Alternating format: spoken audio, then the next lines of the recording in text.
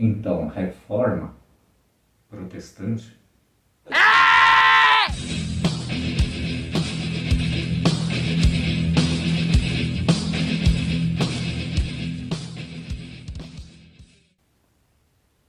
Em sentido político, sim. Em questões religiosas, não. Continua a mesma coisa. A mesma coisa. Então, falando de forma resumida, dentro do quadro geral, não há reforma religiosa, não. Não houve. Entendeu? Continua a mesma coisa. Houve uma reforma política. Ok? Essa aconteceu. Mas religiosa, não. Tanto é que Roma, os clérigos, os pontífices, o Papa, continua a mesma coisa. Com o mesmo evangelho, com as mesmas indulgências praticamente, né, de outras concepções. Só recebeu uma roupagem. Mas continua a mesma coisa. Não houve reforma. Entendeu? Até porque Lutero não deixou de ser católico. Então começa com Lutero, né? Existe uma meia-verdade, né? Existe uma verdade por trás da verdade. Então aquilo que se chamaria de reforma protestante, religiosa, nunca houve. Na religião ela continua do mesmo jeito, só que tomando uma nova roupagem, entendeu? Aí muitos falam, não, porque a reforma protestante, Martinho Lutero, o reformador, que bateu de frente com o clero, levantou suas 95 teses e colocou lá nas portas, né, do castelo de Wittenberg. Esse bateu de frente. Será? Para poucos que não sabem, se Lutero contrariasse o clero, ele não sairia vivo de lá. Entendeu? Então, de fato, ele beijou a mão do Papa. Beijou o anel, tá? O anelzinho do Papa. Então, ele teve que beijar a mão do Papa para sair da presença dele. Agora, discordar, talvez em questões políticas, mas religiosas não. A reforma de Lutero não foi religiosa. Até porque os seus mantenedores e quem apoiava... Já ouviu a história mesmo? Não daquele Lutero, o reformador, que levantou as suas teses, que bateu de frente com o clero, que falou, o justo viverá da fé. Não. Essa não foi a reforma de Lutero. Essa não é a reforma protestante. Essa é a reforma política.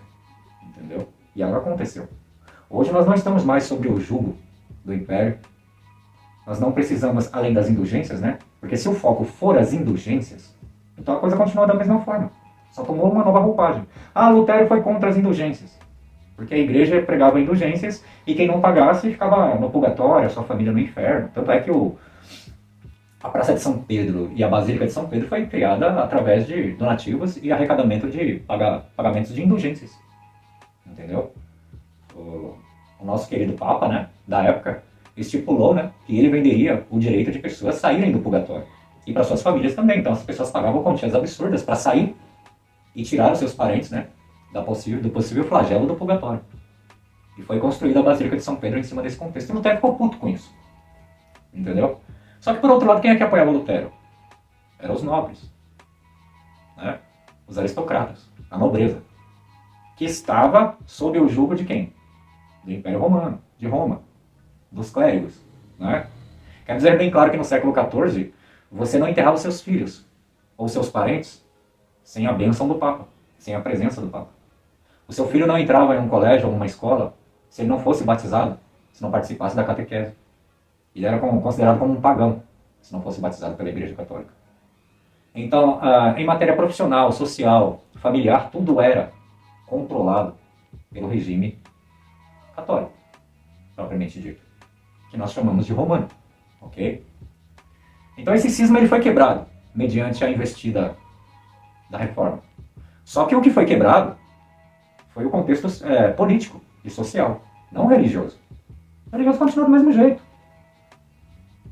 Final do ano pega Jesus, tira da cova, coloca na cruz, crucifica, mata, joga na cova de novo, passa o ano inteiro e sucessivamente. Páscoa. Continua a mesma coisa. Paga o dízimo. Continua pagando o dízimo.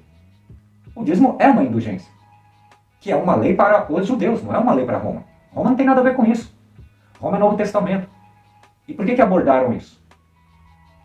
Os maiores intérpretes do Vaticano trouxeram um paradoxo que foi desenvolvido por Lutero e Lutero não fez absolutamente nada. Ele desenvolveu e traduziu a Bíblia e o Novo Testamento para a língua inglesa, para isso e tal, trouxe lá do grego e tal, a Bíblia luterana e tal, legal. Tá, o que Lutero resolveu com o problema do dízimo? Que é uma indulgência. Entendeu? Digamos que seria uma indulgência judaica. Né? O dízimo, Malaquias 3:10, é uma lei judaica. E, por incrível que pareça, a arrogância do protestante não o deixa enxergar. Porque as pessoas falam, não, a grande reforma protestante, isso veio desmembrar lá em Daniel Berg e Gunavini, que vieram lá, não sei das quantas, e trouxeram para cá, através da Rua Azusa e tal, o grande avivamento. E a reforma protestante, passando por Lutero, Calvino, Armínio e tal, etc e tal, que desbocou aqui na Rua Azusa, que trouxe um grande avivamento e tal. E o que mudou? Não mudou absolutamente nada. Hoje, arrogância é arrogância. Tá? A pessoa, o que mais está sendo dito na internet, o que mais está sendo dito nas redes sociais, o que mais ultimamente está sendo dito é coisas sobre dízimos, ofertas e indulgências. E está todo mundo cansado de ouvir isso. O povo não aguenta mais ouvir falar disso. Explodiu. De 94 para cá essa ideia explodiu. Nas mídias e nas redes sociais. Ninguém mais aguenta ouvir sobre isso. Porque é uma verdade. Entendeu? E a grande questão é, tem que dar um insight, a ficha tem que cair. Então, eu não vou fazer que nem todo mundo faz. É simples, é prático. Mandamentos para os judeus. Aí chega no Novo Testamento, estamos abaixo da graça.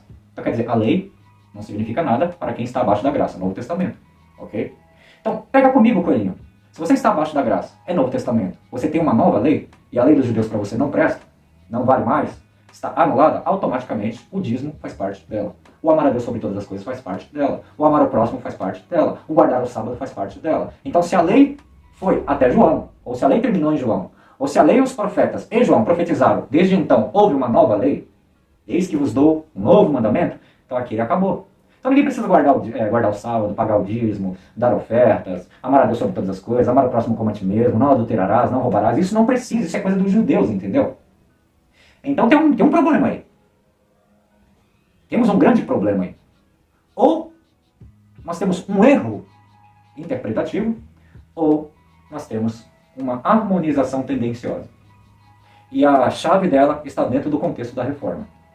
Então, se você enxergar a reforma protestante como uma reforma religiosa, você vai cair dentro desses arcabouços porque você não vai pesquisar, você não vai estudar gramática, crítica literária, as linguagens de interpretação, você não vai querer estudar a origem das línguas mais próximas, dos textos mais próximos, dos códigos. Você não vai querer estudar isso para tirar suas dúvidas. Você vai procurar uma pessoa que estude isso para tirar as suas dúvidas. E as pessoas que estudaram isso e estão na frente do trabalho para trazer uma interpretação a mais atualizada e fidedigna sabe, é a mesma coisa.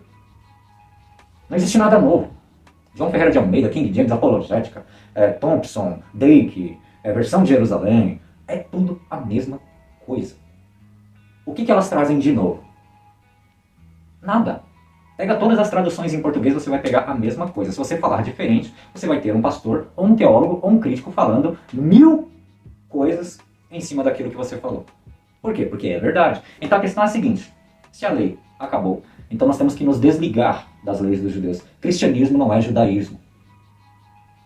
Cristianismo não é judaísmo. Isso Roma já estabeleceu lá no século IV. E estendeu isso até o século XIV. E promulgou até o século XVIII e continua desenvolvendo isso, que cristianismo não é judaísmo. E a reforma protestante, ela recebeu essa roupagem. Por quê? Porque nós falamos que nós não estamos abaixo da lei, mas pagamos o dízimo. Em algumas outras instituições nós guardamos o sábado. Em algumas outras concepções nós pagamos até mais do que isso. E aquele que não pagar rouba a Deus. E aquele que não guardar o sábado é impuro. E aquele que isso e aquele, então, estamos continuando um judaísmo cristianizado. Ok? Nós não temos um cristianismo judaizado, nós temos um judaísmo cristianizado, porque hoje é chique falar em hebraico e grego. Então, as pessoas perdem tanto tempo estudando grego, o hebraico, a cultura judaica, estudando manuscritologia, crítica textual, para falar do quê? Absolutamente. Para falar de absolutamente nada. Aquilo que era a visão ortodoxa, ela não vai agregar nada em relação à pessoa de Jesus Cristo. Logo, o judaísmo e a cultura judaica não vai te ajudar em nada no cristianismo. Então, se você quer entender sobre cultura judaica para interpretação, ótimo. Mas se você quiser seguir o viés judaico, você não vai ter nada de cristão no final nos seus objetos de pesquisa. Então, os seus resultados de pesquisas dentro da cultura judaica é lixo.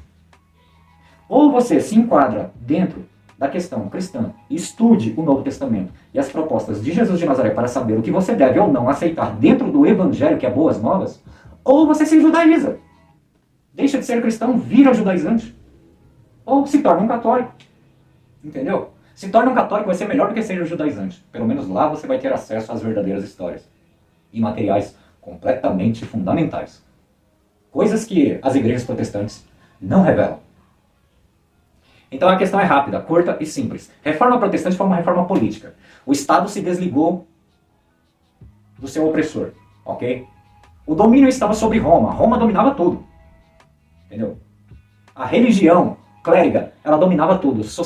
Sociedade, civilização, tudo, família, profissão, dominava tudo. Estava tudo englobado. Entendeu? E aí o que aconteceu? A nobreza se uniu com Lutero, entendeu? E conseguiram esse desmembramento com a investida da reforma. Mas a reforma foi para desligar o Estado da igreja. Então foi um desligamento social e político. Houve uma reforma. Saímos debaixo do jugo de Roma.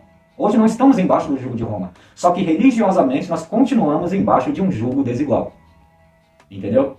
E é isso que eu quero chamar você para pensar. Eu não vou ficar falando aqui que dízimo é correto ou é errado, que indulgências é certo ou é errado, que ofertas é certo ou é errado, que 10% ou 20%, que os pastores cobram é certo ou é errado. Vai ler a Bíblia. Vai meditar na Bíblia. Sai desse negócio de reforma. Sai desse negócio aí de reforma protestante, Martinho Lutero, Calvino, Armínio, o conceito pelagianista, que o Calvino, a predestinação, livre-arbítrio e tal, porque lá no judaísmo, porque o sistema para Deus, esquece isso. Seja um cristão respeitado. Mas o seu respeito não é aqui. Entendeu? Uma vez me perguntaram, o que você procura na rede social, gravando lives, gravando vídeos, colocando conteúdo em canais? O que você procura? Respeito? Seguidores? Publicidade? Aí eu falei, a minha resposta foi não. Eu procuro transmitir aquilo que me veio de graça.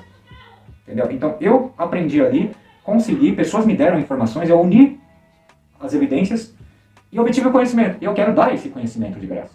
Entendeu? E aquele que se beneficiar disso, fique à vontade, é de graça. Se eu quero respeito, não, eu não preciso de respeito. Não quero respeito na sociedade. Eu já sou respeitado na eternidade.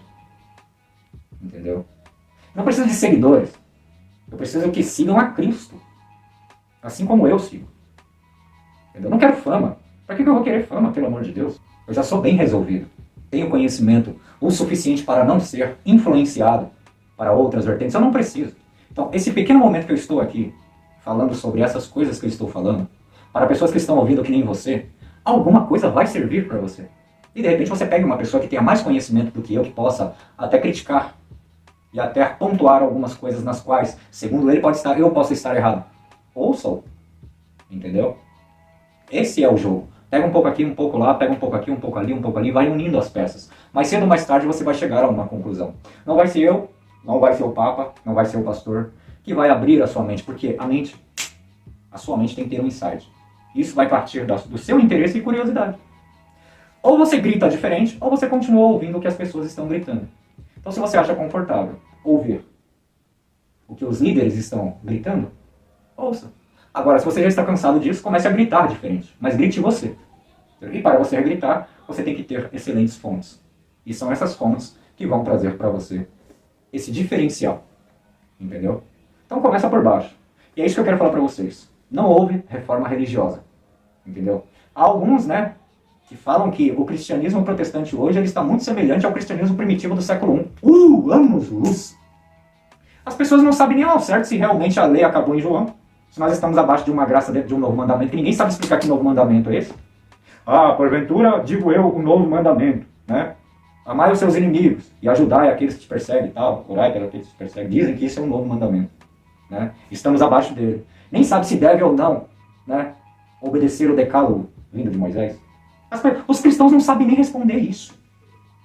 Fábio, e você? Sabe? Sei. Eu sei o que eu devo ou não acreditar, eu sei o que eu devo ou não desenvolver dentro do cristianismo. Mas sabe qual é o problema? É que quem é você, Fábio, para falar isso para a sociedade? Olha, esse cara é muito arrogante, ele já está pressupondo que ele tem uma verdade absoluta. Não é isso que eu estou falando. Eu estou falando que a verdade está sendo falada gratuitamente em alto e bom som desde 1994 e as pessoas a ignoram. Sabe por quê? Porque nós estamos acostumados com a zona de conforto. Quando a minha vida profissional, o meu poder financeiro e as outras áreas estão indo bem, porque Deus está no negócio. Quando a minha vida profissional e a minha vida aquisitiva e os meus relacionamentos estão dando errado, é porque Deus não está no negócio. Então logo Deus, assim como diz o nosso querido Mano Brown, em São Paulo é uma nota de 100.